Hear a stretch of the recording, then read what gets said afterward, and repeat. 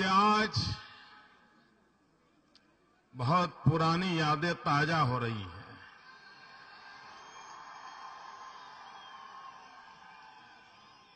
वर्षों तक मुझे जम्मू कश्मीर में संगठन का काम करने का सौभाग्य मिला था। यहां के सभी जिलों में, सभी तहसील में जाने का मुझे सौभाग्य मिला था। यहां सैकड़ों पुराने परिवार बैठे होंगे, कभी किसी के घर चाय, कभी किसी के घर भोजन करने का मुझे सौभाग्य मिला था। मेरा नाता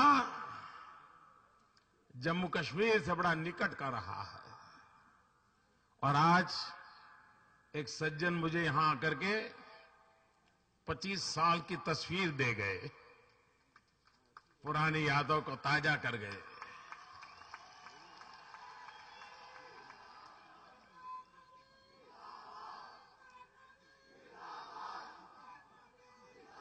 और मैं विशेष रूप से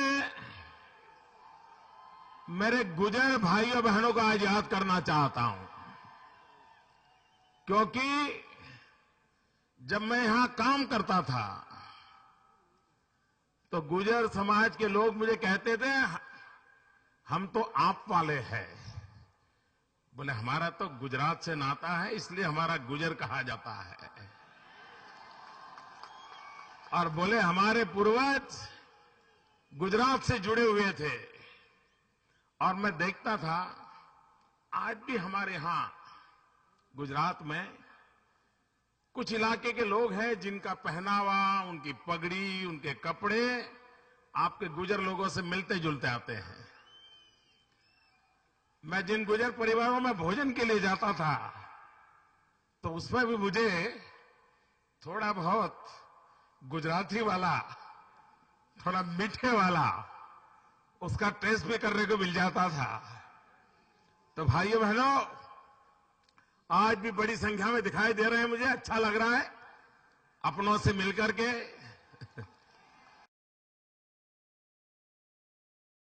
अब आपको उठना पड़ेगा, अब आपको जागना और सजग होना पड़ेगा, क्योंकि दुनिया को अगर संदेश दे सकता है तो इस गुजर जाति का गौरव ही दे सकता है। अन्य किसी जाति में वो समता नहीं है, वो वीरता नहीं है। और आज पूरे राष्ट्र को हमारे हरियाणा के मुख्यमंत्री ने कहा कि अगर मेवों से हरियाणा को सुरक्षित रखना है तो आसपास के क्षेत्र में गुजरों के गांव को बसा दीजिए।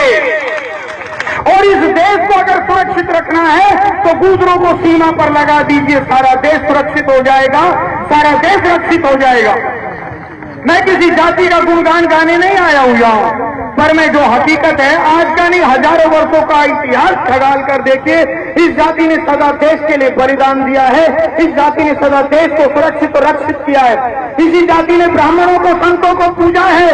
इसी जाति ने इस देश को रक्षित और सुरक्षित रखा है।